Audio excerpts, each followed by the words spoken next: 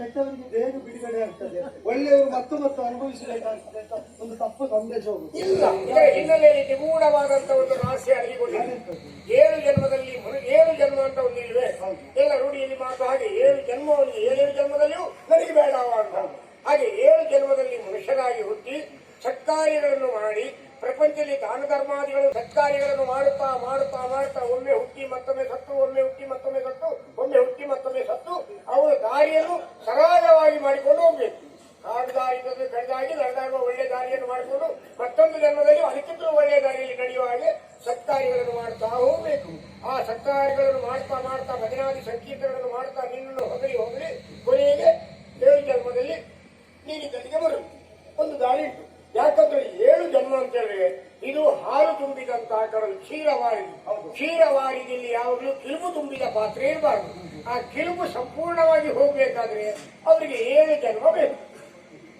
ಅದರಲ್ಲಿ ಆಯ್ಕೆಗೆ ಬಿಟ್ಟದ್ದು ಅವರಿಗೆ ಅರ್ಥ ಆಯ್ತು.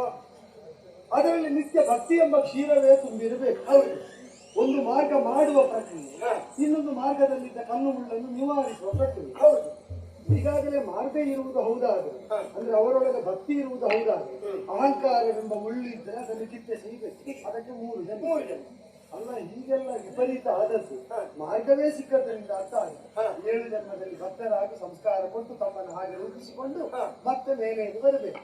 ಇನ್ನು ನೀವು ಹೇಳಿದ ಉದಾಹರಣೆ ಅನ್ವಯಿಸುವುದಿದ್ದರೆ ಭಕ್ತಿ ಎಂಬ ದ್ರವ್ಯ ತುಂಬಿರಬೇಕಾದ ಸುವರ್ಣ ಪಾತ್ರೆಗಳು ಜಯವಿಜಯವಂತಂದು ಅಹಂಕಾರವೆಂಬ ಕಿಲ್ಬಿಷಾಯಿಗೆ ಕಾಣಿಸಿಕೊಂಡಿತ್ತು.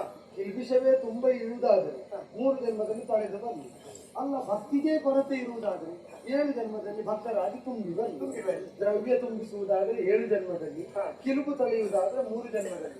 ಆಯ್ಕೆ ಅವರಿಗೆ, ಸಲಹೆ ನಿಮ್ಮದ್ದು, ಸೂಚನೆ ನಮ್ಮದ್ದು, ಆಯ್ಕೆ ಅವರದ್ದು. ನೀನು ಹೇಳಿದಾಗೆ ಮತ್ತೆ ಪ್ರಪಂಚವನ್ನು ಬಿಟ್ಟು ಹೋಗುವಾಗ ಏನನ್ನು ತಗೊಂಡು ಹೋಗ್ಲಿಕ್ಕಿಲ್ಲ. ಒಂದ ಬಿಟ್ಟು ಹೋಗ್ಬೇಕು, ಒಂದ ಕೊಟ್ಟು ಹೋಗ್ಬೇಕು. ಆದ್ದರಿಂದ ಕೊಡಬೇಕಾದವರಿಗೆ ಕೊಟ್ಟು ಹೋಗುವುದಕ್ಕೆ ಬದುಕುತ್ತಾ ಇರುವಂತಹ ನೀವು ಸರಿಯಾದ ಸಂದೇಶವನ್ನು ಕೊಟ್ಟು ಎತ್ತರ ಸಿದ್ಧಿಸಿದೆ ಎಂಬುದರಲ್ಲಿ ಶಾಶ್ವತ ಅಲ್ಲ, ಉಳಿಸಿಕೊಳ್ಳುವ ಹೊಣೆ ಇದ್ದವರಿಗೆ ಯಾವ ಕಾಲದಲ್ಲೂ ಉಂಟು ಅಂತ ತೋರಿಸಿದೆ. ಅವರೆಲ್ಲ ಹೆಚ್ಚು ಕಡಿಮೆ ಮಾಡಿದ್ರು ನೀವು ಬಾರದೊಳಗೆ ಬರ್ತಿಲ್ಲ, ಆಗಾಗ ಬರ್ತಾ ಇರ್ಬೇಕು.